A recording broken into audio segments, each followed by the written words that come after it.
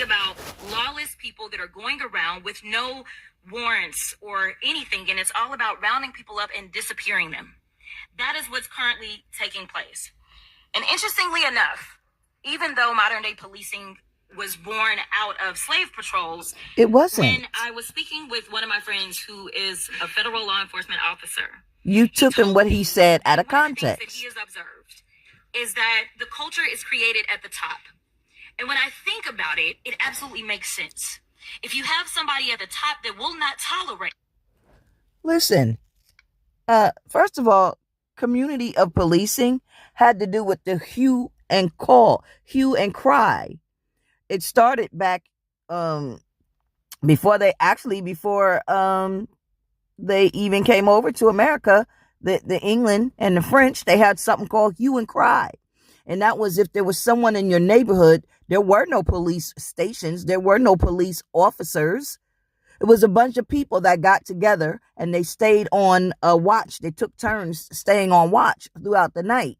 And if there was a crime, you would holler out. And then all the neighbors was expected to get up and come and police together and catch the perpetrator and turn them into the king or the king's jester or whomever, was before they had sheriffs even.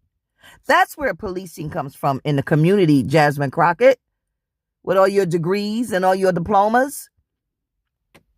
Why are you sitting there saying that ICE does not have warrants? You think that ICE and DHS and police officers are on the streets without the authority of the law behind them? Why are you telling people this? This is not true. This is just to feed on the feelings and the emotions of people of color. And it is not working. It is not working. Yeah, you got a few people, but most black people ain't even out there on this. This is a king march. We don't care that he's a king. Donald Trump ain't no different than Joe Biden or Kamala Harris or Barack Obama or Bill Clinton or Ronald Reagan. They looking out for capitalists. They're not looking out for the regular guy. And now you all have messed up so much. We don't want you. We don't want them. We don't want none of y'all.